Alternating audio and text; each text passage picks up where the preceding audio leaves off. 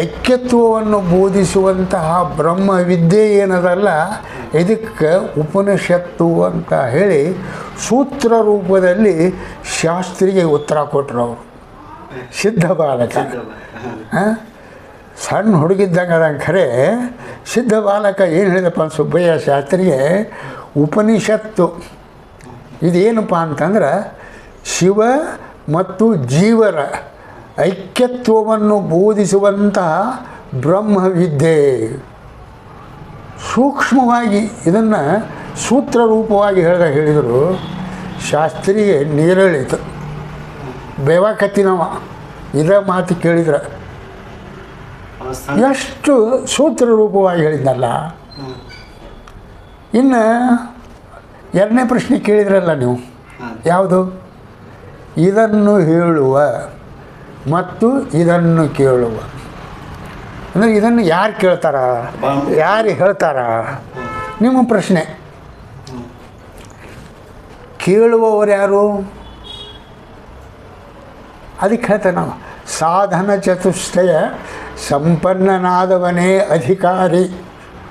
ಅದಕ್ಕೆ ಸೂತ್ರ ರೂಪದಾಗ ಹೇಳಿದರು. ಇದನ್ನು ಕೇಳುವಂಥವನಿಗೆ ಅಧಿಕಾರಿ ಅಂತ ನಾವು ಹೇಳ್ತೇವೆ. ಶಾಸ್ತ್ರ ಶಬ್ದವೆಲ್ಲ ಅಂದರೆ ಆ ಮಾತುಗಳನ್ನು ಇದನ್ನು ಕೇಳುವಂಥವ ಅಧಿಕಾರಿ ಹೆಂಗಿರ್ಬೇಕಪ್ಪ? ಅವ ಗಿಡ್ಡಿರಬೇಕು, ದೊಡ್ಡ ಇರಬೇಕು, ಕರ್ಗಿರಬೇಕು, ಬೆಳ್ಳಿರಬೇಕು, ಬ್ರಾಹ್ಮಣ ಇರಬೇಕು, ಅದು ಯಾವುದಿಲ್ಲ. ಸಾಧನ ಚತುಷ್ಟಯ ಸಂಪನ್ನನಾದವನೇ ಅಧಿಕಾರಿ. ಎಷ್ಟು ಸೂಕ್ಷ್ಮ ಹೇಳಿದರು. ಇದನ್ನು ಈಗ ಬಿಡಿಸೋದು ಬೇಡ. ಮುಂದೆ ಅಧಿಕಾರಿ ಲಕ್ಷಣ ಅಲ್ಲಿ ಹೇಳಿದರು. ಇನ್ನು ಮೂರನೇದವರು ಹೇಳೋರು ಯಾರು? ಅವನು ಬೇಕಲ್ಲ. ನಿಮ್ಮ ಪ್ರಶ್ನೆ, ಶ್ರೋತ್ರಿಯ ಬ್ರಹ್ಮನಿಷ್ಠನಾಗಿರುವಂತಹ ಸದ್ಗುರು ಇದನ್ನು ಬೋಧಿಸುವವನು. ಇದನ್ನು ಬೋಧಿಸುವಂತಹ ಗುರು ಹೆಂಗಿರೋಕಪ್ಪ ಅಂತಂದ್ರೆ ಶ್ರೋತ್ರಿಯನಾಗಿರಬೇಕು. ಅಂದ್ರೆ ಶ್ರುತಿ ಆಗಮ ವೇದ ಪುರಾಣಗಳನ್ನು ಬಲ್ಲಂತಹ ಶ್ರೋತ್ರಿಯತ್ವವನ್ನು ಹೊಂದಿದಂತಹ ಗುರು ಇರಬೇಕು. ಬ್ರಹ್ಮನಿಷ್ಠನಿರಬೇಕು. ಅದೈತಪ್ಪ ಅಂತಂದ್ರೆ ಬ್ರಹ್ಮನಿಷ್ಠ ಅವನಲ್ಲಿ ಇರಲಿಲ್ಲ ಅಂತಂದ್ರೆ ಅದಕ್ಕೆ ಶ್ರೋತ್ರಿಯ ಬ್ರಹ್ಮನಿಷ್ಠ ಸದ್ಗುರುವಾಗಿರಬೇಕು. ಅಂಥವನೇ ಗುರು. ಎಷ್ಟು ಚಂದ 3 ಪ್ರಶ್ನೆಗಳನ್ನು ಹೇಳಿದ ಸುಬ್ಬಯ್ಯ ಶಾಸ್ತ್ರಿಯ ಗರ್ವ ಏನಾಯ್ತಪ್ಪ ಅಂತಂದ್ರೆ, ಈ ಸಣ್ಣ ಬಾಲಕ ಈಗೇನು ನಾನು ಇದ್ರ ಕತೆ ಹೇಳಿದ್ನಲ್ಲ, ಯಾರು ಈ ಭೂಮಿ ಬೇಡಿದ್ನಲ್ಲ, ಯಾರು ವಾಮನ, ಒಂದು ಪಾದ ಇಟ್ಟಗಟ್ಟಿಗಪ್ಪ ಅಂದರೆ ಎಲ್ಲಿ ನಿನ್ನ ಅವ ಪಾದದ ಕೇಳಕ್ಕೆ ಬಂದಿಲ್ಲ ಭೂಮಿ. ಹಂಗೆ ಈಗೇನು ಇವರು 3 ಪ್ರಶ್ನೆ ಹೇಳಿದ್ರಲ್ಲ, ಇದೇ 3 ಪ್ರಶ್ನೆಗಳನ್ನು ಶಾಸ್ತ್ರೀಯಯುಕ್ತವಾಗಿ ಸಂಕ್ಷಿಪ್ತವಾಗಿ ಸೂತ್ರ ರೂಪವಾಗಿ ಇದನ್ನು ಉತ್ತರ ಕೊಟ್ಟರು. ಇವು ಹೆಂಗಿದ್ವಪ್ಪ ಅಂತಂದ್ರೆ, ನಮ್ಮಲ್ಲಿ ಬ್ರಹ್ಮಸೂತ್ರ ಅಂತ ಬರ್ತದೆ. 4 ಮಾತವು. ದ್ವೈತಿಗಳು ಅದನ್ನು ಅರ್ಥ ಮಾಡ್ತಾರೆ, ಅದ್ವೈತಿಗಳು ಅರ್ಥ ಮಾಡ್ತಾರೆ. ಎಷ್ಟದವು? ಅಥಾತೋ ಬ್ರಹ್ಮ ಜಿಜ್ಞಾಸ ಜನ್ಮಾದ್ಯಸ್ಯ ಯತಃ. ಎಷ್ಟೆಷ್ಟು ಮಾತವು. ಅದನ್ನು ನೀವು ವರ್ಷಾಂಗಟ್ಲಿನ ಅದನ್ನು ಪ್ರವಚನ ಮಾಡ್ತಾರೆ. ದ್ವೈತ ಪರವಾಗಿನೂ ಹೇಳ್ತಾರೆ ಅದನ್ನು, ಅದ್ವೈತ ಪರವಾಗಿನೂ ಇವತ್ತಿನವರೆಗೂ ಅದರದ್ದು ಪ್ರಚಲಿತ ಅದಾಗ. ಹಂಗೆ ಸುಬ್ಬಯ್ಯ ಶಾಸ್ತ್ರಿ ಕೇಳಿದಂತಹ ಮಾತು ಬ್ರಹ್ಮಸೂತ್ರದೊಳಗೆ ಏನು ಬಂದಾವಲ್ಲ, ಅದೇ ಸಮಾನವಾದಂತಹ ಅರ್ಥ ಗರ್ಭಿತವಾದಂತಹ ಮಾತು ಸಿದ್ಧ ಬಾಲಕನಿಂದ ಗುರುವಿನ ಅಪ್ಪಣೆಯಿಂದ ಉತ್ತರಿಸಲ್ಪಟ್ಟಿತು. ಇದನ್ನು ನಾವು ಖಂಡನೆ ಅಂತ ಹೇಳ್ತೇವೆ. ಇಲ್ಲಿ ಶಾಸ್ತ್ರ ವಾದ ವಿವಾದ ಖರೆ, ಆದರೆ ಗುರುಗಳು ಶಿಷ್ಯ ಖಂಡನೆ ಮಾಡೋದಕ್ಕಿಂತ ಸುಬ್ಬಯ್ಯ ಶಾಸ್ತ್ರಿಗಳಿಗೆ ಗುರುವಿನಿಂದ ಕಲಿತಂತಹ ವಿದ್ಯೆಯನ್ನು ಕಲಿಸಿದ್ನಲ್ಲ, ಆ ಜ್ಞಾನವನ್ನು ತನ್ನ ವಾಣಿ ಮುಖಾಂತರ ಒಂದು ಕಡೆ ಗುರುವಿಗೂ ಅರ್ಪಿಸಿದ, ಇನ್ನೊಂದು ಕಡೆ ಖಂಡನಾತ್ಮಕವಾಗಿ ಸುಬ್ಬಯ್ಯ ಶಾಸ್ತ್ರಿಗಳಿಗೂ ಕೂಡ ಹೇಳಿದ. ಇದನ್ನು ನಾವು ಈ ಉಪನಿಷತ್ತು ಅಂತ ಬರ್ತೈತಿ. ಯಾವುದು? ಕೇನೋಪನಿಷತ್ತು ಅಂಥೇಳಿ. ಈ ಉಪನಿಷತ್ತು 120 ಉಪನಿಷತ್ತು ಅದಾವೆ, 108 ಅಂತ ಅದಾವೆ. ಇವೇನಪ್ಪ ಉಪನಿಷತ್ತುಗಳು ಕೇವಲ ಶುದ್ಧ ಅದ್ವೈತವನ್ನು ಹೇಳ್ತಾವೆ. ಬೇರೆ ಬೇರೆ ಬೇರೆ ಬೇರೆ ಮುಖಾಂತರ, ಬೇರೆ ಬೇರೆ ಋಷಿಗಳ ಮುಖಾಂತರ, ಬೇರೆ ಬೇರೆ ತತ್ವವೇತ್ತರ ಮುಖಾಂತರವಾಗಿ, ಉದಾಹರಣೆಗಳ ಮುಖಾಂತರವಾಗಿ ಇವುಗಳನ್ನು ಹೇಳ್ಕೊಂತ ಬಂದಾರೆ. ಅದರೊಳಗೆ ಮೊದಲನೆಯ 10 ಉಪನಿಷತ್ತುಗಳು ಶ್ರೇಷ್ಠ ಉಪನಿಷತ್ತುಗಳು. ಮುಂದಿನ ಗೌಣ ಅಂತ ಯಾಕಪ್ಪ ಅಂತಾರೆ, ಇದೇ ತತ್ವವನ್ನು ಅವೆಲ್ಲವೂ ಕೂಡ ಹೇಳ್ಕೊತ ಹೋಗ್ಯಾವ. ಏನು ರೀ ಕೇನ ಉಪನಿಷತ್ತು ಅಂದ್ರೇನು? ಈಶಾವಾಶೋಪನಿಷತ್ತು ಅಂದ್ರೇನು? ಈಶ ಅಂದ್ರೆ ಒಡೆಯ. ಯಾವ್ದು ಒಡೆಯ? ಜಗದೊಡೆಯ ಅಂತ ಹೇಳ್ತಾರೆ. ಈ ಜಗತ್ತು ಯಾರಿಂದ ಉತ್ಪತ್ತಿ ಆಯಿತು? ಪರಮಾತ್ಮನಿಂದ ಹೋಗಲ್ಲ. ಅದಕ್ಕೆ ಅಲ್ಲಿ ಹೇಳ್ತಾನೆ ಈಶಾವಾಸ್ಯಮಿದಂ ಸರ್ವಂ. ಈ ಜಗತ್ತು ಯಾರಿಂದಪ್ಪ ಅಂತಂದರೆ ಪರಮಾತ್ಮನಿಂದಲೇ ಆವರಿಸಲ್ಪಟ್ಟಿದೆ. ಅದಕ್ಕೆ ಇದರಲ್ಲಿ ಬಂದಂತಹ ವಿಷಯಗಳು ಪದ್ಯ ರೂಪಗಳಲ್ಲಿ ಅದಾವ. ಆದರೆ ಇವುಗಳಿಗೆ ನಾವೇನಂತೀವಿ? ಪದ್ಯ ಅಂತ ಅನ್ನಂಗಿಲ್ಲ, ಮಂತ್ರಗಳು ಅಂತ ಹೇಳ್ತೀವಿ. ಗೌರವವಾಚಕ ಇವು ವೇದಗಳು. ಅದರಲ್ಲಿ ಬಂದಲ್ಲಿ ಮಂತ್ರಾರ್ಥಗಳು ಅಂತೇಳಿ. ಅದಕ್ಕೆ ಉಪನಿಷತ್ತಿನಲ್ಲಿ ಬರುವಂತಹ ಇವು ವಾಕ್ಯಗಳಿಗೆ ಇವಕ್ಕೂ ಕೂಡ ಮಂತ್ರಗಳು ಅಂತ ಹೇಳ್ತಾರೆ. ಅಲ್ಲೇ 2ನೇ ಖಂಡದೊಳಗೆ ಅಲ್ಲಿ ಒಂದು ಮಂತ್ರ ಬರ್ತೈತಿ. ಏನು ಬರ್ತೈತಿ? ನಾಹಂ ಮನ್ಯೆ ಸುವೇದೇತಿ ನೋನ ವೇದೇತಿ ವೇದ ಚ. ಏನು ಅರ್ಥ ಅಂತಂದ್ರೆ, ನಾನು ತಿಳಿದೇನಿ ಅಂತ ಯಾವ ಹೇಳ್ತಿರ್ತಾನೆ ನೋಡು, ಅವನಿಗೇನೂ ಗೊತ್ತಿಲ್ಲ ಅಂತ ಅರ್ಥ. ನ ಅಹಂ ಮನ್ಯೆ ಸುವೇದ ಇತಿ ನೋನ ವೇದೇತಿ ವೇದ ಚ. ಮತ್ತು ಪ್ರಶ್ನೆ ಅಲ್ಲಿ ಹೇಳ್ತಾನವ, ಹಂಗಾರೆ ನಾ ತಿಳಿದಿಲ್ಲ ಅಂದ್ರೇನು?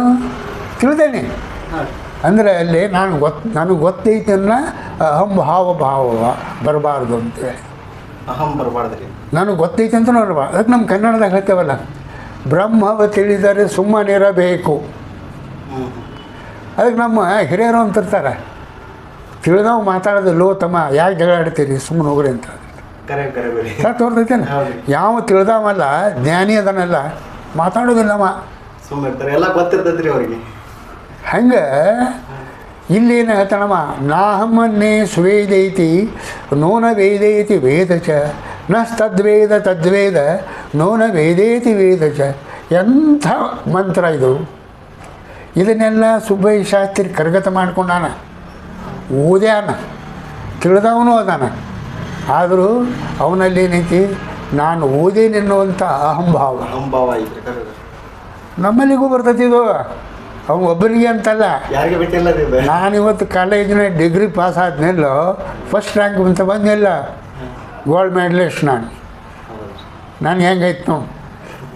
ಆಮೇಲೆ ಆ ಸ್ವಾಮಿ ಹೇಳ್ತಾನೆ ತಗೋಳ, ನಾ ಹೆಂಗೆ ಖಂಡನೆ ಮಾಡಿ, ಅದು ವಿದ್ಯಾಮದ ಇದ್ದದ್ದು. ಹಂಗೆ ಪಂಡಿತರಿಗೆ ಬಂದದ್ದು ಕೂಡ ಇದು ಸರ್ವೇ ಸಾಮಾನ್ಯನೇ ಇದು. ಮತ್ತು ಅವ್ರಿಗೆ ಈ ಮಂತ್ರ ಗೊತ್ತಿಲ್ಲೇನೋ? ಗೊತ್ತೈತಿ. ಇವನ್ನೆಲ್ಲ ಓದೇನ ಪಂಡಿತರಾಗ್ಯಾರ. ಆದರೆ ಗುರುಮುಖದಿಂದ ಸಿದ್ಧ ಬಾಲಕ ಇದನ್ನು ಹೇಳಿದ. ಯಾರಿಗೆ? ಸುಬ್ಬಯ್ಯ ಶಾಸ್ತ್ರಿಗಳಿಗೆ. ಇಲ್ಲಿ ಗುರು ಸನ್ನಿಧಾನದಲ್ಲಿ ಶಾಸ್ತ್ರೀಯ ಮಾತು ಖಂಡನ ಅಂತ ನಾವು ಅನ್ಬೋದು. ಗುರುವಿಗೆ ತಾನು ಕಲಿಸಿದಂಥ ವಿದ್ಯೆಯ ಸಮರ್ಪಣಾ ಭಾವ ಬಂದಂಗೂ ಆಯಿತು. ಆವಾಗ ಸುಬ್ಬಯ್ಯ ಶಾಸ್ತ್ರಿ ಹೇಳ್ತಾನ, ಏನು ಗುರುಗಳ ಯಕೋಷ್ಠಿತ ಬಾಲಕ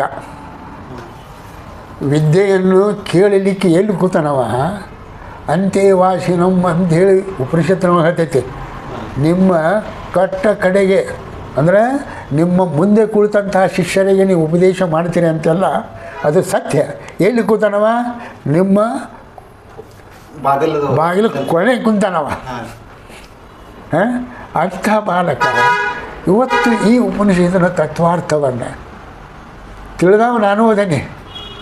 ಇಷ್ಟು ಸರಳ ನನಗೆ ಶಾಸ್ತ್ರೀಯ ಮಾತಿನಿಂದ ನನಗೆ ಅರ್ಥ ಮಾಡಿದ.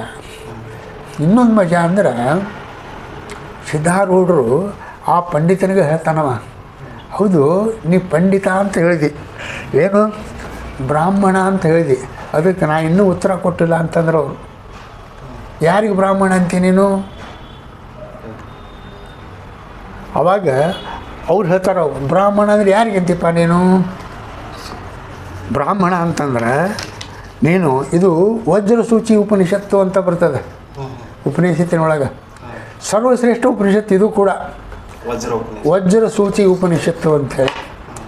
ಅದ್ರಾಗ ಹಿಂಗೆ ಹೇಳ್ತಾನವ, ಇವು ಸಿದ್ಧ ಬಾಲಕ ಹೇಳ್ತಾನವ, ಕರ್ಮಕ್ಕೆ ನೀ ಬ್ರಾಹ್ಮಣ ಅಂತ ಏನು ಅದನ್ನು ವಿಶ್ಲೇಷಣೆ ಮಾಡಕ್ಕಂತ ಹೇಳ್ತಾನೆ. ಆಮೇಲೆ ಧಾರ್ಮಿಕ ವೃತ್ತಿಯಿಂದ ನಾವು ಕುಡಿಯೋವಿಲ್ಲ, ಅದಕ್ಕೆ ನೀನು ಬ್ರಾಹ್ಮಣ ಅಂತೀಯ, ಅದಕ್ಕೆ ಸಮರ್ಪಕವಾಗಿ ಉತ್ತರ ಕೊಡ್ತಾರೆ. ಆಮೇಲೆ ಈ ಜಾತಿ ಐತಲ್ಲ, ಅದಕ್ಕೆ ನೀವು ಬ್ರಾಹ್ಮಣ ಅಂತೀಯ, ಅದನ್ನು ವಿಶ್ಲೇಷಣೆ ಮಾಡ್ತಾರೆ.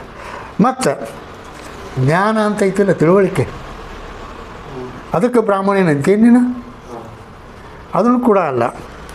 ಇನ್ನು ಈ ದೇಹ ಜೀವ ಐತಿಲ್ಲ ಇದ್ರೊಳಗೆ, ಅದಕ್ಕೆ ನೀವು ಬ್ರಾಹ್ಮಣ ಅಂತೀಯನು, ಅದೇ ಉಪನಿಷತ್ತು ವಾಕ್ಯವನ್ನು ತಿರುಗಿ ಹೇಳ್ತಾನೆ. ಮತ್ತು ಹೋಗಲಿ ಬಿಡು, ಈ ದೇಹ ಐತಲ್ಲ ಇದರೊಳಗೆ ಜೀವಶಕ್ತಿ ಅಂದ್ರೆ ನಾವು ಹಿಂದಕ್ಕೇನು ಹೇಳ್ಕೊಂತ ಬಂದ್ವಿ, ಇದರೊಳಗೆ ಏನೈತಪ್ಪ ಅಂದರೆ ಚೈತನ್ಯ ಐತಿ, ಅದು ಪರಮಾತ್ಮನ ಅಂಶವೇ. ಹಾಂ, ಆದ್ರೆ ಚೈತನ್ಯ ಇಲ್ಲದಂತ ಕೂಡಿದಂತಹ ಈ ದೇಹಕ್ಕರೆ ನೀನು ಬ್ರಾಹ್ಮಣ ಅಂತೇನು, ಅದನ್ನು ಕೂಡ ತತ್ವವನ್ನು ಕೂಡಿಸಿ ಬಿಡಿಸ್ಯಾರ. ಹೆಂಗಾರ ಬ್ರಾಹ್ಮಣ ಅಂದರೆ ಯಾರಿಗೆ ಅನ್ನಬೇಕು, ಅದನ್ನು ವಾಕ್ಯ ಎಲ್ಲೇ ವಜ್ರಸೂಚಿ ಉಪನಿಷತ್ತಿನ ಹೇಳಿದ್ದನ್ನು ನಾ ಇಲ್ಲಿ ಒಂದು 4 ವಾಕ್ಯವನ್ನು ಓದ್ತೇನೆ. ಏನಂತದ ಅದರೊಳಗೆ? ಅಂತರ್ಯಾಮಿ ಆಗಿರುವ, ಆಕಾಶದಂತೆ ಸರ್ವತ್ರ ವ್ಯಾಪಿಸಿರುವ, ಅಪ್ರಮೇಯವಾಗಿರುವ, ಅನುಭವಕ್ಕೆ ವೇದ್ಯವಾಗಿರುವ, ನಿತ್ಯ ಅಪರೋಕ್ಷವಾಗಿರುವ ಯಾವ ಬ್ರಹ್ಮವಿದ್ಯೆಯಿದೆಯೋ ಅದನ್ನು ಅಂಗೈಯಲ್ಲಿರುವ ನೆಲ್ಲಿಕಾಯಿಯನ್ನು ಸ್ಪಷ್ಟವಾಗಿ ತಿಳಿಯುವಂತೆ ತನ್ನ ಸ್ವರೂಪವೆಂದು ತಿಳಿದು ಯಾವನು ಕೃತಕೃತ್ಯನಾಗಿ ಕಾಮಾದಿ ದೋಷಗಳಿಲ್ಲದವನಾಗಿ ಶಮದಮಾದಿ ಸದ್ಗುಣಗಳಿಂದ ಸಂಪನ್ನನಾಗಿ ಮಾತ್ಸರ್ಯ ಲೋಭ ಆಶೆ ಮೋಹಾದಿಗಳಿಂದ ರಹಿತನಾಗಿ ದಂಭ ಅಹಂಕಾರಗಳಿಲ್ಲದವನಾಗಿ ಒಂದನ್ನು ತಿಳಿಯುವುದರಿಂದ ಎಲ್ಲವನ್ನೂ ತಿಳಿದವನಾಗಿದ್ದಾನೆಯೋ ಅವನೇ ಬ್ರಹ್ಮಜ್ಞಾನಿಯು, ಅಂದರೆ ಬ್ರಾಹ್ಮಣನು. ಅಂತೆಯೇ ಅವನು ಶ್ರೇಷ್ಠನು. ಹೀಗೆಂದು ಶ್ರುತಿ ಸ್ಮೃತಿ ಪುರಾಣಗಳ ಅಭಿಪ್ರಾಯವೂ ಇರುತ್ತದೆ. ಬ್ರಾಹ್ಮಣತ್ವವು ಸಿದ್ಧಿಯಾಗಲಾರದು, ಇದುವೇ ಬ್ರಹ್ಮಜ್ಞಾನಿಯ ಲಕ್ಷಣವು. ಆದುದರಿಂದ ಪ್ರತಿಮಾನವನು ಸಚ್ಚಿದಾನಂದಾತ್ಮಕ ಅದ್ವಿತೀಯ ಬ್ರಹ್ಮಭಾವಯೇತ್, ತಾನು ಸಚ್ಚಿದಾನಂದ ಬ್ರಹ್ಮವೇ ಆಗಿದ್ದೇನೆಂದು ಭಾವಿಸಬೇಕು ಎಂದು ಈ ವಜ್ರಸೂಚಿಯ ಉಪನಿಷತ್ತಿನಲ್ಲಿ ಬ್ರಾಹ್ಮಣ ಎಂಬ ಪದಕ್ಕೆ ಈ ರೀತಿಯಾಗಿ, ಅದು ಸಂಸ್ಕೃತ ಭಾಷೆಯೊಳಗದ, ಇದು ಕನ್ನಡ ಅನುವಾದ. ಇದು ಕೇಳೋರಿಗೆ ಸ್ವಲ್ಪ ಇರಬೇಕು, ಆದರೆ ಶಾಸ್ತ್ರೀಯ ಭಾಷೆ ಇದು.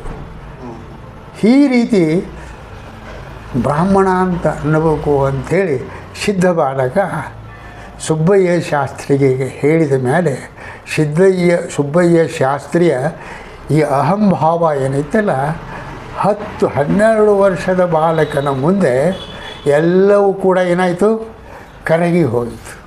ಅದು ಹೆಂಗೆ, ಈಗ ಹಿಮಲಿಂಗ ಅಂತ ನಾವೇನು ಹೇಳ್ತೇವೆ, ಸೂರ್ಯಪ್ರಕಾಶದ ಮುಂದೆ ಅದು ಏನಾಕತಿ, ಕರಗಿ ಹೋಗಿಬಿಡ್ತೈತಿ. ಹಂಗೆ ಸಿದ್ಧ ಬಾಲಕನ ಈ ನುಡಿಗಳೇನದಾವಲ್ಲ, ಸೂರ್ಯನ ಕಿರಣಗಳು ಹೆಂಗೆ ಲಿಂಗದ ಮೇಲೆ ಅಪ್ಪಳಿಸ್ತಾವೆ. ಯಾವ ಲಿಂಗ? ಹಿಮಲಿಂಗ.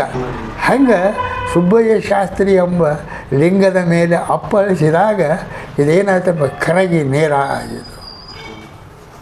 ಹಿಂಗೆ ಸುಬ್ಬಯ್ಯ ಶಾಸ್ತ್ರಿ ಶಿಷ್ಯರ ಹೆಂಗಿರನಪ್ಪ ಮೇಲೆ ಗುರು ಹೆಂಗಿರಬೇಕು ಅರ್ಥ ಮಾಡ್ಕೊಂಡ. ಯಕೋಶ್ಚಿತ ಬಾಗಿಲ್ದಾಗ ಕೂತ್ಕೊಂಡು ಕೇಳಿದಂತಹ ಶಿಷ್ಯನೇ ಹೀಗಿರಬೇಕಾದ್ರೆ ಬೋಧೆಯನ್ನು ಕೊಟ್ಟುವಂತಹ ಗುರು ಯಾವ ಮಟ್ಟದಲ್ಲಿ ಜ್ಞಾನಿಯಾಗಿರಬೇಕು?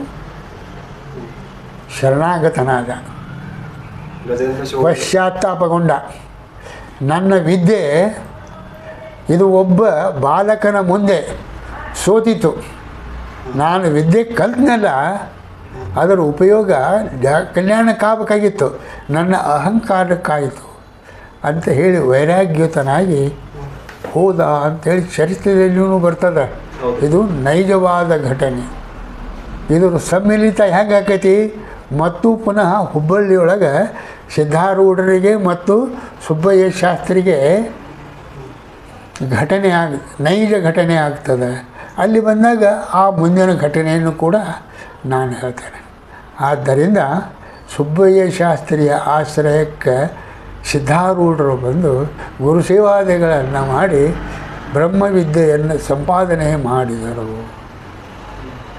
ಇವತ್ತಿನ ಇದಕ್ಕೆ ನಾವು ಇದು ಮಾಡೋಣ. ಮುಂದಿನ ಗುರು ಸಂವಾದ, ಈಗ ಸುಬ್ಬಯ್ಯ ಶಾಸ್ತ್ರಿಗೆ ಸಂವಾದ ಆಯಿತು. ಇನ್ನು ಮುಂದಿನ ಭಾಗದೊಳಗೆ ಗುರು ಸಂವಾದ ಜೊತೆಗೆ ಗುರುಗಳು ಅಲ್ಲಿನಕತಿ ಲಿಂಗತ್ಯಾಗ ಅಂತ ಬರ್ತೈತಿ. ಲಿಂಗತ್ಯಾಗವಾದ ಮೇಲೆ ಗುರುಗಳ ಆಶೀರ್ವಚನ ಕೊಡಬೇಕಲ್ಲ, ಆ ಭಾಗವನ್ನು ಮುಂದಿನ ಭಾಗದಲ್ಲಿ ನಾವು ಅವಲೋಕನ ಮಾಡೋಣ. ಓಂ ತತ್ಸತ್.